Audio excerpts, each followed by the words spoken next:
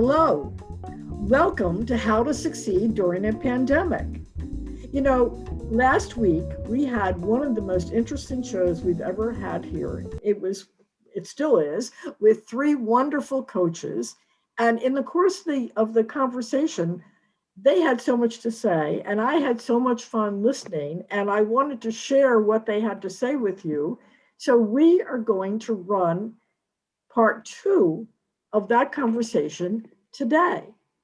Hi, I'm Wendy Lally. I forgot to introduce myself because I got so excited about this. I'm not a career coach, although I've sort of been a career coach. I've been an outplacement counselor, which is a form of coaching.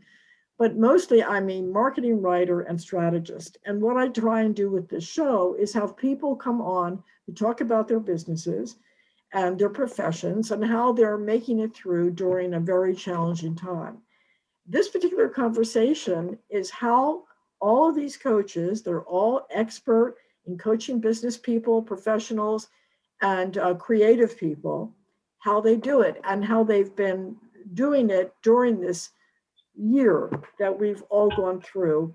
And maybe even more importantly, how they're preparing people for the future after COVID. So that's what we're going to be talking about today. And before we begin, I'd like to introduce each of them to you.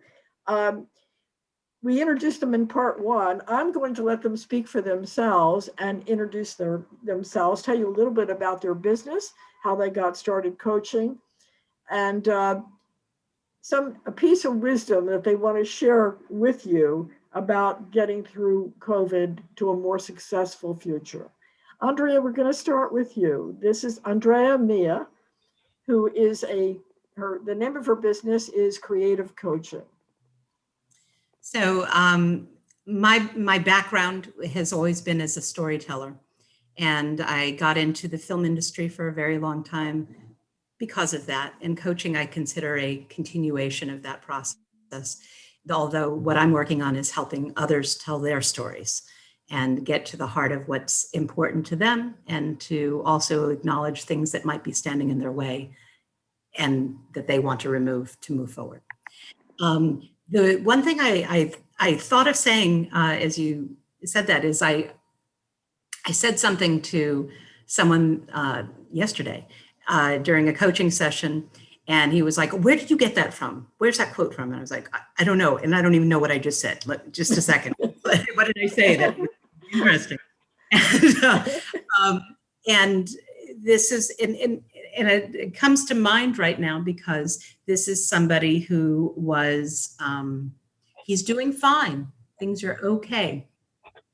And he just is not sure what he wants to do, or something is not sitting with him right, that maybe there's more to do. And taking a leap was part of what we were talking about. And so I said, it's not about necessarily you taking a leap, but about 10 years from now, it's about you not having regrets that you didn't make a choice at this point. And I see that in this pandemic as part of what we've all been challenged with, is there are many new choices for you to make as to how you want to live your life. And what do you want in your life? And because of this pandemic, we've all been challenged in that way. And so what I try to help people do is start to become more conscious of the choices they can make, and to make the choices and move on. That is incredible, because I know so many people who during this time are afraid to move one way or another and have sort of stopped living their life. And it's very difficult for those who love them, and it obviously is difficult for them. So I think one of the choices we all have to make is how much risk we're willing to take, and how brave we're going to be. Not foolhardy, but careful, but still trust in ourselves that we can continue. So, Deborah, how about you? Would you introduce yourself to the audience? Some of whom Thank have you. already met you, but that's, That's all right. That was before, and this is today. I appreciate the opportunity. I'm a business results strategist, and that means that I approach my work with clients from a little bit different perspective and standpoint of training, focus, and methods than some coaches use. I really am so passionate about helping business succeed. And by that, I mean small business, which is the absolute backbone of our country and our economy, and involves real people with real lives and a lot of risk on the line. And, you know, when people jump into a small business, they don't always think about the risk. They jump into it because they have a passion for doing something. And then they discover that being a business owner and operator sometimes really gets in the way of that passion. There's a lot of really unsexy stuff that has to be done to move a business forward, especially now as we finally have another side to see after this past year plus that we've been, some of us really in kind of a holding pattern. Moving forward, one of the things that's going to be really important is to help people manage risk successfully. Because as we've all discovered, risk exists. And sometimes it comes from external forces that we couldn't plan for or foresee, and we are then forced to deal with. Moving forward, planning for risk, responding to risk, and defining or reclaiming the dream that is at the center of business is going to be an important step. That's where I come in. thank you. By the way, folks, if you didn't tune in to last week and watch this program, all of these people are just absolute experts in how to help business owners, particularly small business owners, do better in business, especially during this challenging time, or really any challenging time for that particular business owner. And with that, I'd like to introduce Jason Rosado, who will now tell us about what he does. Great, thanks, Wendy. So, pandemic. Um, I think what's really important to do these days is to take stock of where your business was before the pandemic, where you want it to be coming out of it, or going forward. And so, a little bit about myself. Yeah, I work with service-based small business owners, and something that I didn't mention when we spoke last is sort of the three main, I think of it as a tripod, three main areas that really support the process I take my clients through, which first is having a corporate background in leadership, training, and development positions in really well-known large corporations like Microsoft. Second is having a small business background. I was a partner in a working restaurant group. And then third is coaching. But in addition to that, I'm also a certified emotional and energetic healer. And so I take that into my process as well.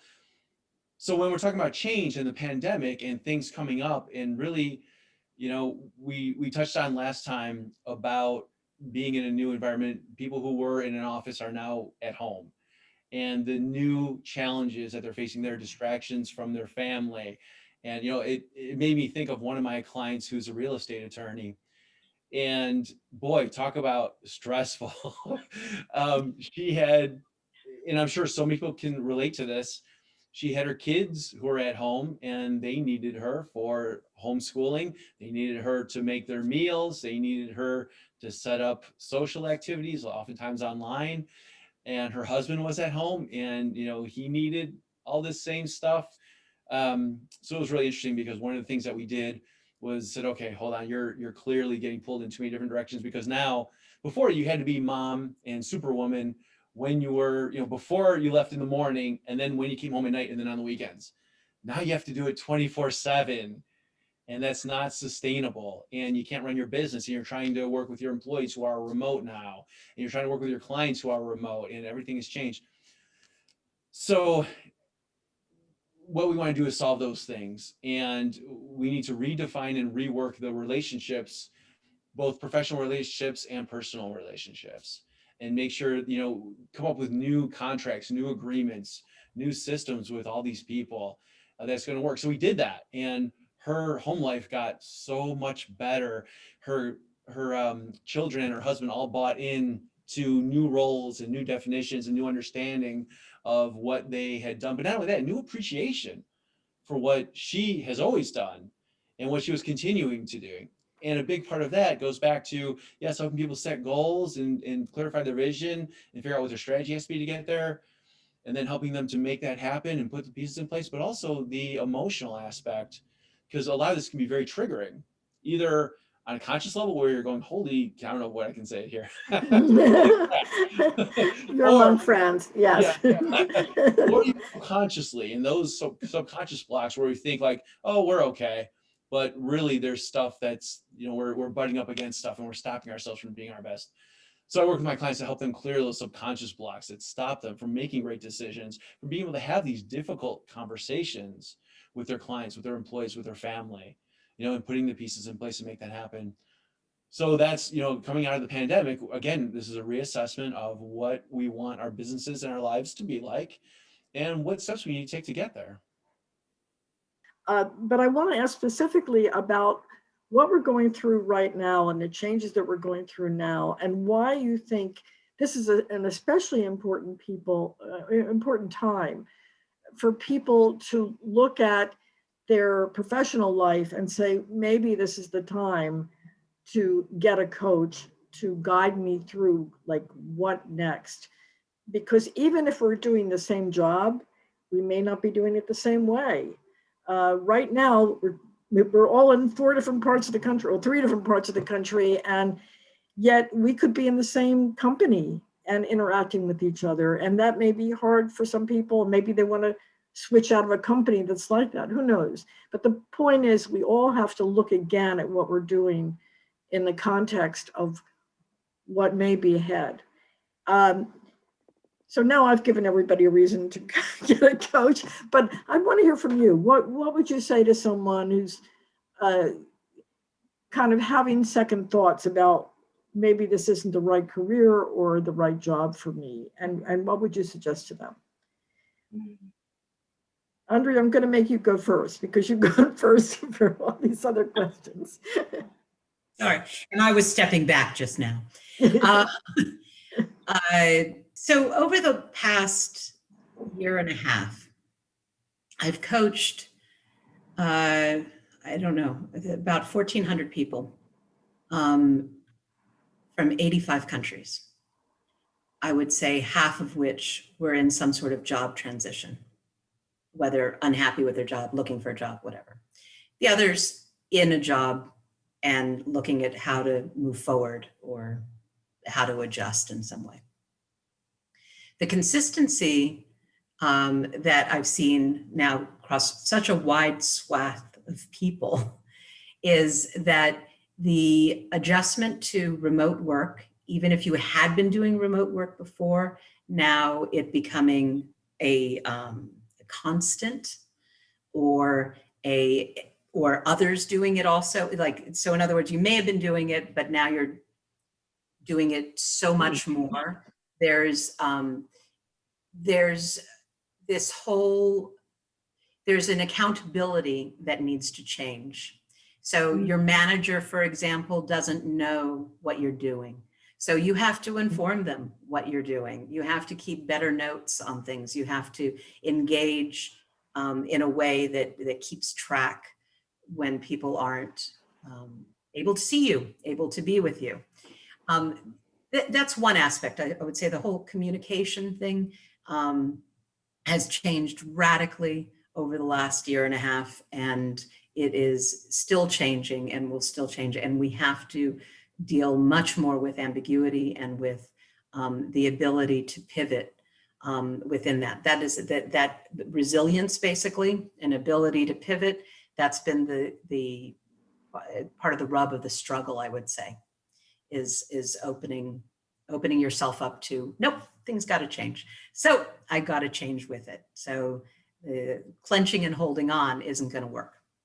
I would say the other, so communication, more communication, different communication, and flexibility are the things that I have seen most people have to work on. And then as far as, I think that there's a deep issue going on with COVID, which is that we've all gone home. We've all worked from home, you know, if we were lucky enough to do that. And we have tried to, and the priorities in life, because life is shut down in so many ways, got tested. Mm. And I think that I don't know what the conclusion of that is. What I know is that there's an exhaustion, and there's this testing that's gone on, and how we come out the other end, what sort of choices we're going to make, are going to be predicated by what we've learned by being somewhat isolated on our own. And they will be different choices. I don't know what that's going to mean, really, but what I see is that people are really like valuing even being locked up and not wanting that to end, and having to figure. I agree. And it's very interesting what you said about resilience. And that's actually been the inspiration for this show, is sharing stories of resilience among the general population about specific businesses, and how people have been incorporating that and demonstrating that in their lives. And I agree with what you're saying too about the thing of staying home. And suddenly, they went from being a trial to, for many of us, it's become a godsend, because it's given us a time to look at our lives and say, well, maybe I should be doing something else, or maybe I should be doing, interacting with my family in a different way. So, Deborah, why don't we hear from you? How do you if someone came to you and said, I'm coming out of this COVID thing, and I just don't know what to do, can you help me get some direction? Absolutely. I appreciate the opportunity. First of all, Andrea, I want to honor what you've said and the people that you have worked with, because I think that you are discovering some of the very unintended consequences of our very unexpected life change over the past 15, 16 months. It really hasn't quite been that long yet. It just feels that way. And I think I want to come to, Wendy, I want to come to the answer of your question as someone who is passionate about helping small to mid-sized businesses and their people. And I think that is a very different circumstance than it is with larger organizations. Yes, there are many similarities, but over the past however long of our pandemic circumstance, some entire sectors of business were forced through no fault of their own to either completely shut down or to radically change how they approach each day. The ones who are in business, and even the ones who were courageous enough to start their businesses during this past unusual time, have been so busy focusing on this day and tomorrow, and where are we going to need to pivot next, that there has never been time to really solidify the foundation keys of their business. Now is the time to step back, not from what they're doing, but metaphorically step back and stop planting that beach umbrella in the sand and really focus on What is at the bedrock of your business? What will help you move forward? For me, there are 5 key pillars of that. They focus on productivity and time management. What are the priorities? How do we communicate internally and externally with our clients and customers? How do we collaborate in a new environment when we are more free to go out and mingle with one another, when we've got more people coming in our door? How does that look? And what does our business need from us in order to produce the things that we are expecting of it? This, I think, is going to be something that we're going to need to define and redefine moving forward. And I would say this is a prime time for a business owner to consider investing in that outside professional who can support them in this process of discovery and action taking and plans for the future. There's a lot on their plate. It's all right to get some help. That would make an absolutely superb blog. Thank Just you. what you said. And put it up on LinkedIn. Seriously, I think you're dead on. Thank you. Jason, how about you? Well, so, and I'm going to speak to the point of service business owners, because that's who I work with. We have a unique opportunity right now. Something, it's truly a gift. Of course, everything that happened is not so great, but there's this great opportunity that business owners can take advantage of, and that is to look at how life and work was pre-pandemic and how it's been over the past year, and see, okay, well, now we have some choices to make, and we can take the best of each, and how do we put that together, and what's the vision that we want for our business going forward, and how do we make that happen? And what I recommend that they do is actually, it's the process that I take my clients through, which the first thing is, yes, to clarify their vision and direction. What is it you want your business to look like? Did you like working more from an office where your employees more engaged, more productive, more profitable? What was your family life like? Or did you like working from home more? Were there more distractions? Was there more energy? Having my son at home, now he's back at school full time. My wife and I were both working from home. Boy, we miss him. And that's not something I'm going to be able to change business-wise going forward, but it is an example of how perspectives change and how it can impact us. So it's the first thing is to clarify your vision and direction. What is it you want your business to look like? And what's the best way to get there? Second thing is to rehire yourself. So figure out what it is that you want to do in your business. What's the most important thing to you? What's going to move your business further, the best, and the things that will energize you and fill you up. So do those. Make that your new job description. Write it out. I tell my clients this: write out your new job description. Give yourself a really inspiring, fun title, and then say what the qualifications are, and say what the personality attributes are, and then experiences that you need. Just write out your own job description, your perfect thing that will really motivate you and see you through. And then figure out what the holes are in your business. So the things that you don't want to do that you still need done. And are there the people there who can do them now, or do you need to bring them in? And then go and find those people, bring them in, and train and develop them. And then, that's pretty much it. You put it all together, give yourself a raise, and go take some vacation. Those are all absolutely wonderful answers, and definitely give all of us something to think about and consider. And I think every one of you just nailed it. So thank you. I just would like to ask one more question. What do you ask? What's the first thing you ask a client when they contact you? I'll jump in. First thing I ask them is, what made you decide to contact me? So what's the view, problem? Yeah, in their point of view, yeah. Why are they seeking help or support? What help do they think they need? Because I want to make sure I'm the right fit for them. I don't want to just jump into a relationship with somebody and maybe I'm not the right thing, then it's pointless. They're wasting their time, they're wasting their money. I mean, I say this to them. I only take on clients that I already know this is going to work for, because one, I want it to work for them. Two, I have a great reputation.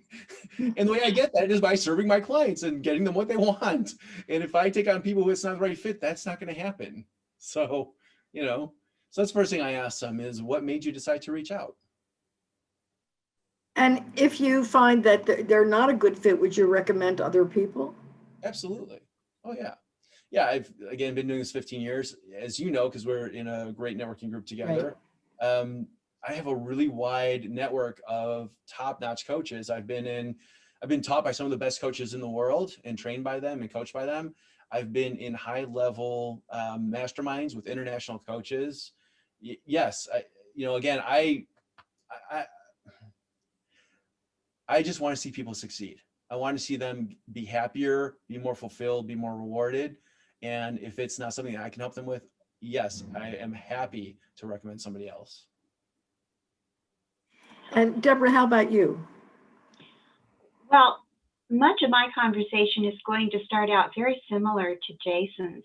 The first thing I want to know is about their business. So my first question is going to be, tell me about your business. And the sub questions are going to be, how did you get into your business? Is it family owned? Did you purchase it? What keeps you getting out of bed every day? Maybe not getting out of your jammies these past year, but what keeps you getting out of bed every day? What do you love about it?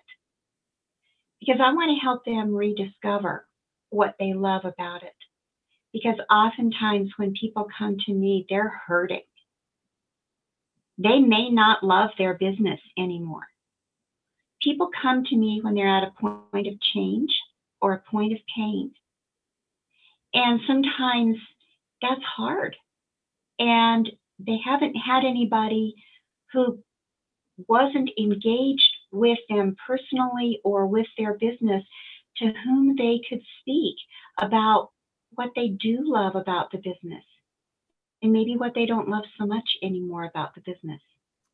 Thank you very much. That was from all of you. I mean, I love hearing you guys because you're expressing so many interesting ideas and such helpful ideas that are affecting all of us.